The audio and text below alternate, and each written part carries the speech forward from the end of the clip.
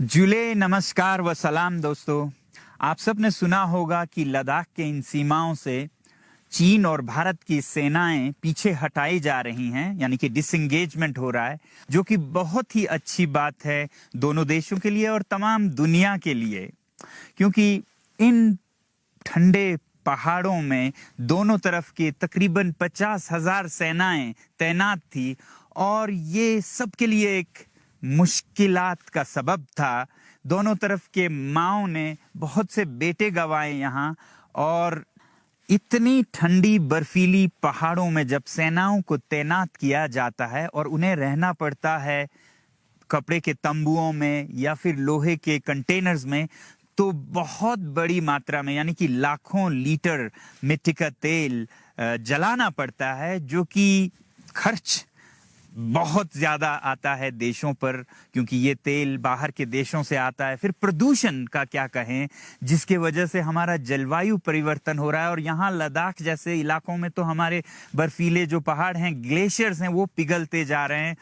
तो दूसरी तरफ फिर सैनिकों को कितनी दिक्कत होती है, आग के हादसे होते हैं और बहुत सारे जल के मरते हैं, और बहुत सारे सैनिक तो ठंड से हताहत हो जाते हैं, दोनों तरफ, चीन के भी और भारत के भी।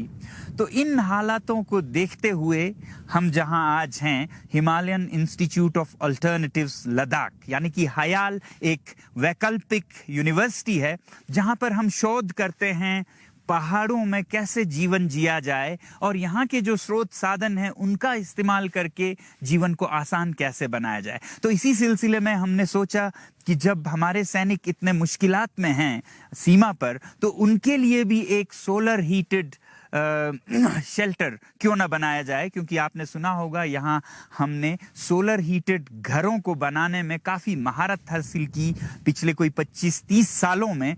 तो अब ये मोबाइल यानी कि उठा के जिसे हम ले जा सके ऐसे घरों में, यानी कि तंबू जो कि सोलर हीटेड हो, वो कैसे बनाएं। इसके बारे में मैं ज़रा सा बताऊं तो ये कोई 15 साल पुराना मेरा एक आविष्कार है, जो कि शुरू में हमने चांगतांग के जो पश्मीना यानी कि कश्मीर जिसे कहते हैं कि चरवाहे हैं भेड़ बकरियों के, उनके लिए, क्योंकि वो खाना बदोश होते हैं, उनके लिए एक टेंट बनाया था। तो इस बार की सर्दियों में हमने ये देखा कि जो हमारे सैनिक हजारों में तैनात है गालवान की वादी में, वहाँ बहुत कड़ाके की ठंड पड़ती है और उन्हें बहुत तकलीफें हो रही हैं।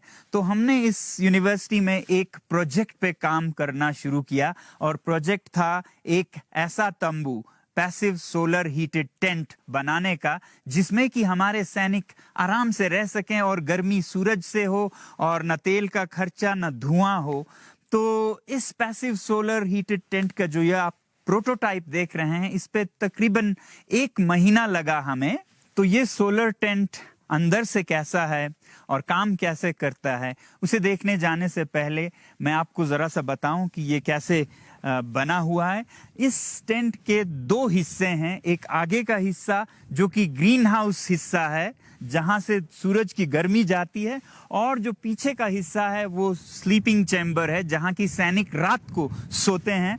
और ये बहुत हाईली इंसुलेटेड है, बहुत जैसे रजाई होता है उस तरह का स्लीपिंग बैग की तरह है, और इस पर विंड शीटर वाटरप्रूफ कवर लगा हुआ है। और फिर ये जो आगे का हिस्सा है जो ग्रीन हाउस है, इससे हम अंदर जाते हैं।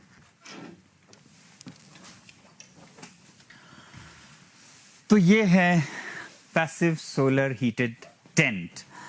इस टेंट या तंबू के 2 खास हिस्से हैं, एक जो कि स्लीपिंग चैम्बर है, एक सोलर लाउंज यानी कि शयन कक्ष और विश्राम कक्ष। यहाँ पर सैनिक दिन में आराम से खुले में बैठ के अपने काम कर सकते हैं, हथियारों का सफाई वगैरह, और दिन में बहुत ये गर्म रहता है मगर रात में नहीं। और फिर रात में ये कक्ष जो इसका उत्तर का हिस्सा है वो गर्म होके गर्म रहता है, तो वो यहाँ उनका सोने का हिस्सा है। अब ये पूरा टेंट कैसे गर्म रहता है, इसके 3 तरीके हैं। एक है कि दक्षिण दिशा से सूरज की किरणें आए, जैसे इधर आ रही हैं, वैसे ही ये जो दीवार है ये इसका दूसरा हिस्सा है। पहला हिस्सा दक्षिण से धूप आए, दूसरा हिस्सा वो धूप इस दीवार में, जो ये शयन कक्ष की दीवार देख रहे हैं वो एक हीट बैंक है, इसमें वो गर्मी जमा होके रहे ताकि वो रात को उपलब्ध हो जबकि गर्मी की सबसे ज्यादा जरूरत हो। तो दिन की गर्मी रात तक इस दीवार में कैद रहे या जमा रहे, संचित रहे। ये इस दीवार में हम पानी का प्रयोग करते हैं और भी कुछ मटेरियल्स का, और इसको पॉलीकार्बोनेट के पारदर्शी परतों से ढका गया है जिसमें से धूप जा सकती है मगर गर्मी वापस ना आए। तो इधर फिर खिड़कियां हैं, यहाँ एक दरवाजा है, और फिर उसकी दूसरी तरफ हम शयन कक्ष में, स्लीपिंग चैम्बर में जाएंगे तो तीसरा हिस्सा है इंसुलेटेड कक्ष। 3 हिस्से हुए, दक्षिण से धूप का आना, इस दीवार में वो जमा होके रहना, और फिर रात को ये गर्मी बाहर ना चली जाए उसके लिए एक इंसुलेटेड चैम्बर जहां से गर्मी बाहर ना जाए। तो आइए हम शयन कक्ष यानी कि जो स्लीपिंग चैम्बर है उसमें जाएं।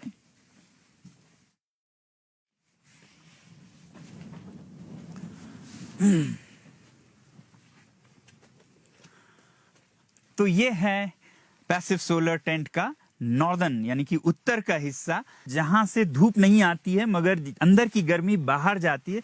तो इसमें मोटे परत लगे हैं जैसे आपके स्लीपिंग बैग्स में होते हैं। ये 4 तक परत हैं जो कि हम जिस जगह पे हैं, कितनी ठंडी है उस हिसाब से 1 परत लगा सकें, 2 परत लगा सकें, 3 या 4 लगाएं। सर्दियों में हो तो 4 लगाने पड़े, गर्मियों में आप इसे उतारते जा सकते हैं। तो ये परतें अंदर की गर्मी को बाहर नहीं जाने देती। दक्षिण से धूप आती है, इस दीवार में जमा होती है, और फिर उस धूप को अंदर की तरफ तो आ सकती है वो गर्मी, मगर बाहर नहीं जा सकती। इस वजह से ये जो शयन कक्ष है इसका तापमान रात में भी काफी गर्म रहता है। जैसे कल रात को 10 बजे अंदर यहाँ पर 15 डिग्री था, जबकि इन दिनों बाहर की तापमान -14 के करीब चल रहा था। तो इस हिसाब से हमारा अनुमान है कि ये अंदर +10 से 15 के बीच रहे, बहुत गर्म भी न रहे क्योंकि सैनिकों को तैयार रहना है बाहर -30 में लड़ने के लिए। तो +10 से 15 तक अगर रहे तो बहुत अच्छी बात है।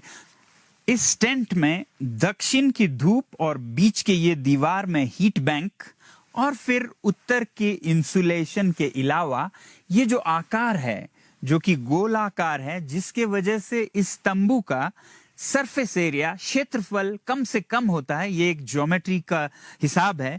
इसके वजह से भी गर्मी बाहर को कम जाया होती है, तो इस वजह से अंदर गर्मी बनी रहती है। तो अभी बाहर धूप जा चुकी थी और आपने देखा बहुत ठंडी हवाएं चल रही थी, मगर अंदर बिल्कुल शांत है और तापमान मैं देख रहा हूं 19.6 है।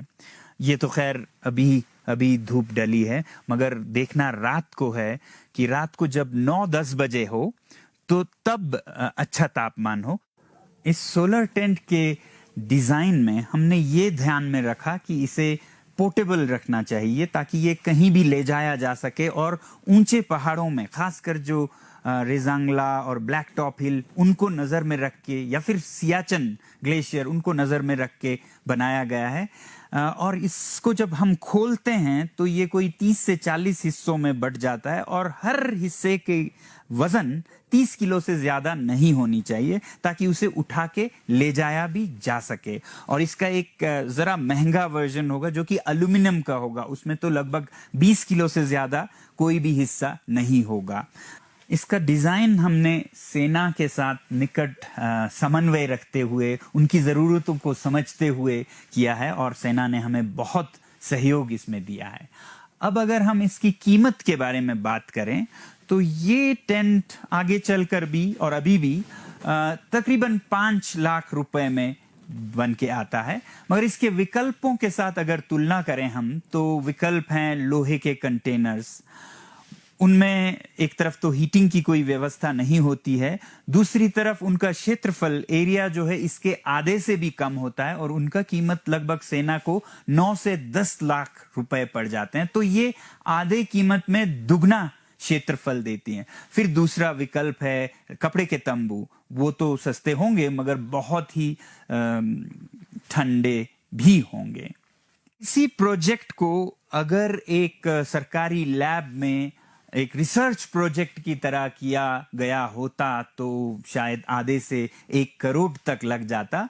हमने यहाँ पर इसे बहुत ही कम खर्चे में किया और 1 महीने में डेवलप किया, और इसका खर्चा हमने सरकार से नहीं लिया, बल्कि ये जो परियोजना है ये मेरे अपने खर्चे से एक सेना के लिए भेंट या तोहफा के रूप में करने का हमने सोचा है।